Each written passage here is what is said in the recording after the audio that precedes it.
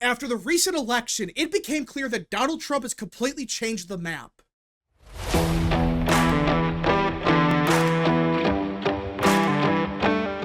What is up, people of the internet? It is me, Real American, back in with a new video, and I hope everyone is having a great day. I am certainly having a great day myself, and before we get into it, don't forget to like, subscribe, share with your friends, hit that little bell, and of course, join the channel today.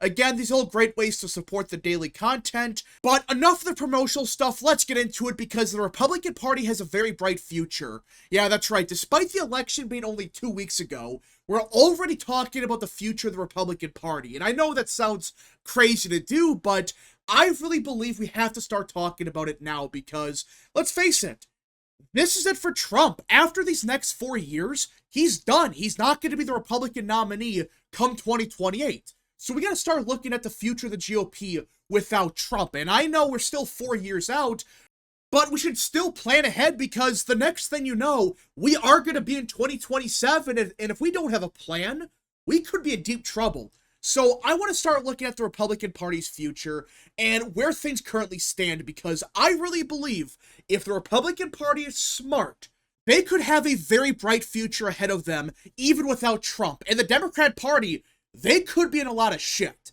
Now, this is the swing map before 2024. I think everyone agrees that, yeah, this was the map going into the 2024 election. You had North Carolina, kind of a swing state, but most people agreed in reality, it's a Republican-leaning state. It's not a state that's going to flip for Harris, or at least it wasn't very likely for it to flip.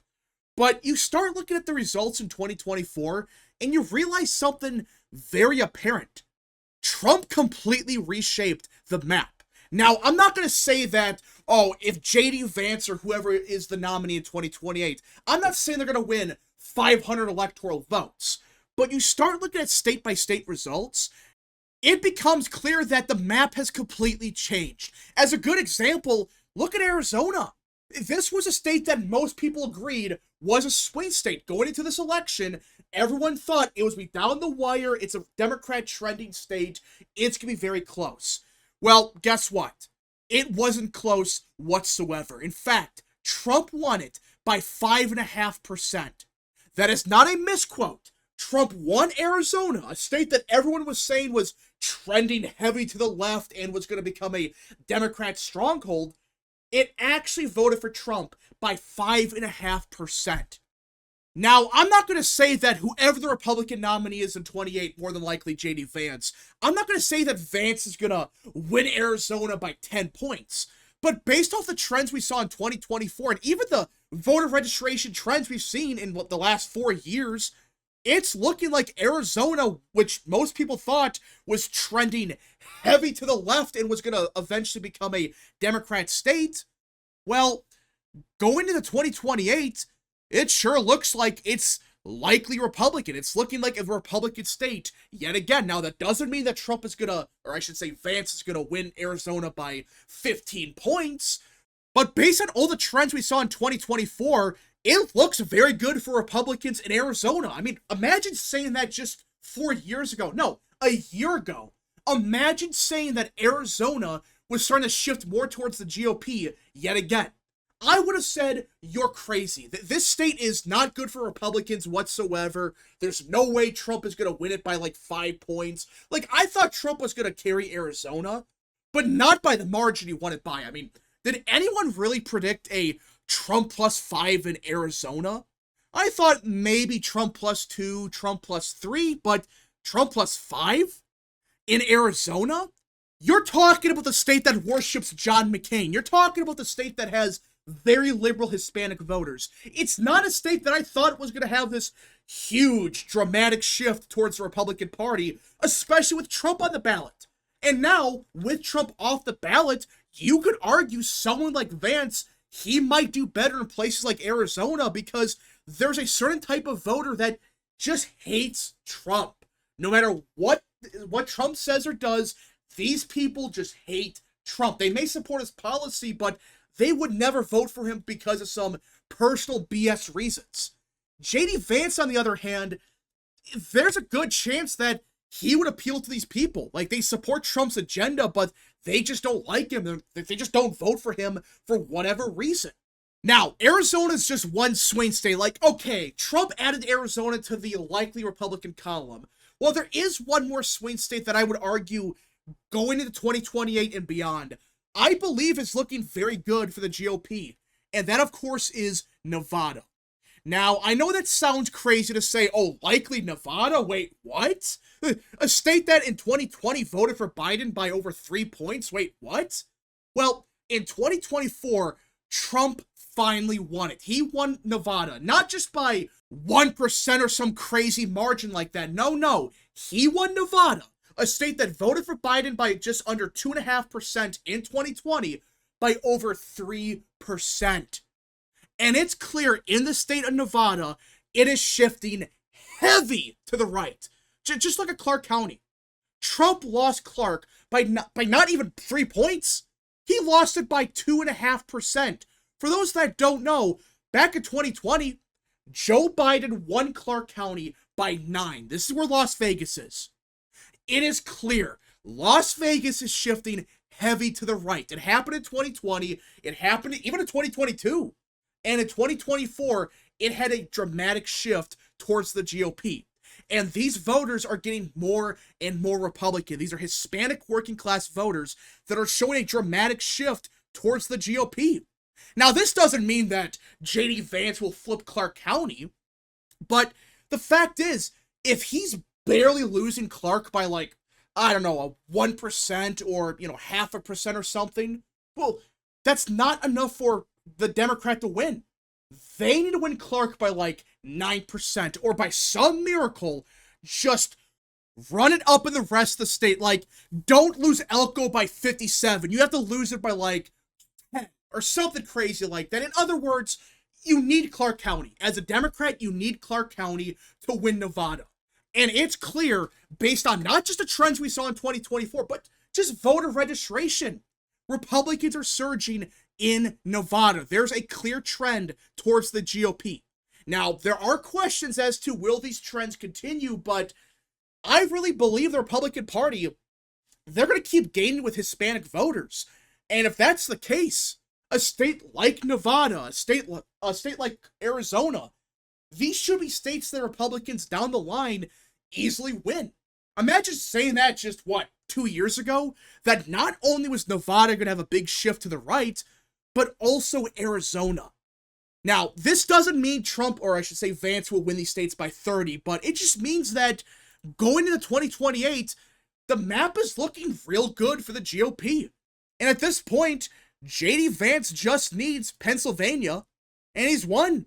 That's it. Of the real swing states, which again, there's 4 we could talk about now, he just needs Pennsylvania, and he's won. Or he wins Georgia and wins anything else. He can win Wisconsin, and that would be enough for him to win. In this scenario, the Democrats have to run the table in the Rust Belt. They cannot lose a single state in the Rust Belt, and that's just to barely win. They get 270 right on the dot. That's it. They cannot lose anything else. If they lose something crazy like Maine, it's over. And that's the biggest problem for the Democrat Party going into 2028, 2032, etc. is the fact that their pathway to the presidency is becoming way more difficult. Like, okay, yeah, they might win Georgia down the line. Like, okay, maybe Georgia flips. Well, even then, that's not enough.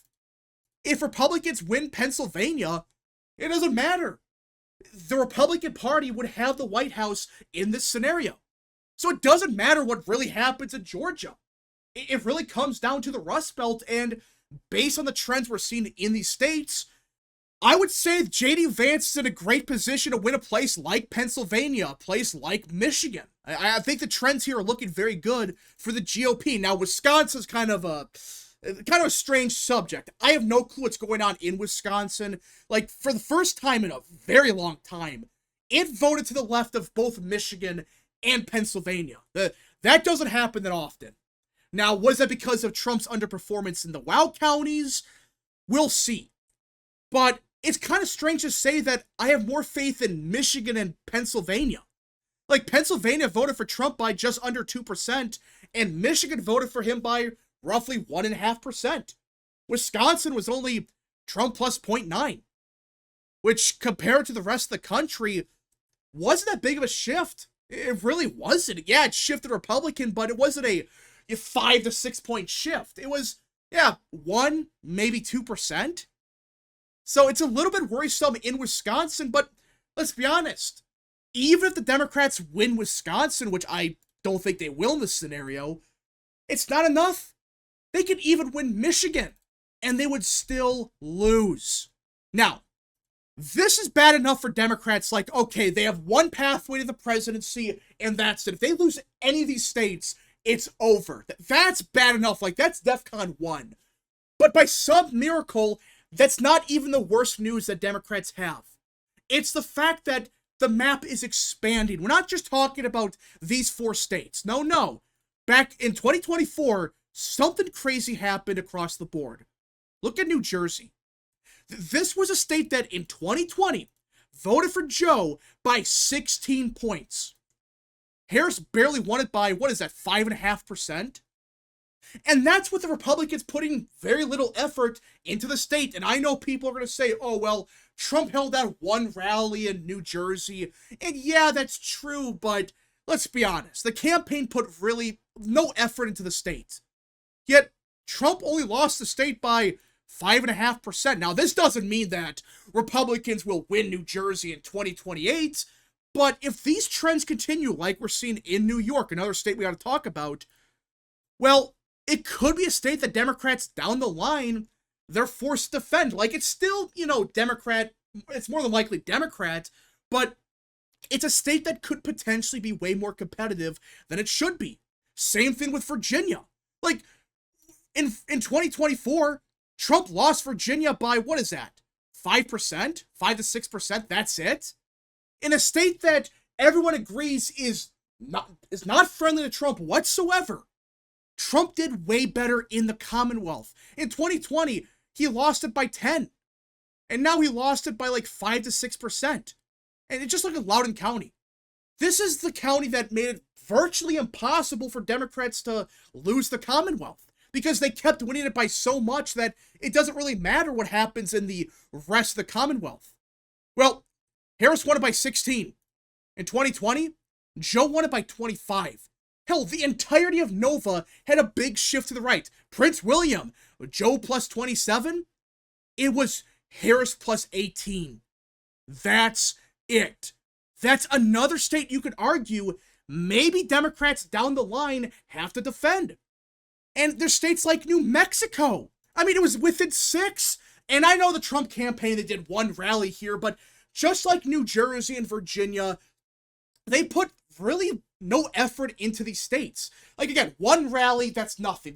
If it was 15 rallies, okay, that's a different story. But it wasn't. It was one single rally, and even then, it swung 4 to 5 points towards the Republican Party. And a big problem for Democrats is, well, this is New Mexico. This is a very Hispanic state. And I know when it comes to New Mexico, you have a lot of white liberals. I get that's the big problem with the state. But the problem for Democrats is if these Hispanics keep shifting to the right, and let's just say J.D. Vance stops the bleeding with white college-educated voters. Let's say that happens. Well, in that scenario, Republicans would be in a great position to maybe, just maybe, pull off the upset in New Mexico. Now, I'm not saying that's my prediction, but that's another state they have to potentially defend in 2028. Same thing with even Minnesota. You start looking more at this and you realize, wait a minute. Democrats, they're not just defending or trying to flip places like Pennsylvania, Michigan, Georgia. If things get real bad for them and the GOP adopts this new coalition, well, out of the blue, they have to defend 4 or 5 Democrat states that most people thought just 2 months ago were still going to beat Democrat, but they might have been closer. But now it's wait, New Jersey might be competitive, or at least closer than it should be. And that makes Democrats spend money there instead of in, say, Georgia or Michigan. Now it becomes a lot more difficult for Democrats to win because they're defending so many deep blue states, and they're trying to pick off a couple states. They have to actually flip everything. We just got to see what happens in 2028 and beyond, because it's still very early. Anything could change. But the fact that we're talking about New Jersey, Minnesota, New Mexico, Virginia, I mean, that's crazy to even suggest, but that's what the trends in 2024 indicated. Now, it was a very bizarre election. Maybe it was a fluke, but we will see what happens in the next couple of years. But I really believe that no matter what happens, like, even if these states are not really that competitive, even then, Trump has changed the map completely. Like, it's so good for the GOP that if they win these states, including Nevada, Arizona, North Carolina, all they need is Pennsylvania. And that's it. They won the presidency. But the funny thing is, they may not even need Pennsylvania in 10 years. For those that don't know, there has been new appointment estimates for electoral votes, and it is looking awful for Democrats. Look at this. Texas is expected to gain 4, Florida is expected to gain 3, Arizona +1, Utah +1, Idaho +1, +1 in Tennessee, Georgia, North Carolina. Yeah, so the states that are getting the most electoral votes in the next cycle, or I should say the next census, they're Republican states like Texas, like Florida. And in that scenario, if they hold on to the Sun Belt, that's it. They don't even need Wisconsin, Michigan, or Pennsylvania if these appointment projections are correct. Because they're gaining what? Like 15 electoral votes just in the Republican states? Or what is that, like 10? Either way, even if it's only 2, Republicans would be at 270. This is becoming a big problem for Democrats. If they don't adapt ASAP, they're screwed. But anyways, folks, thank you so much for watching. If you guys did enjoy, smash the like button down below, subscribe, share with your friends, hit that little bell, follow the social media accounts in the description down below, and of course, join the channel today. Godspeed to all of you.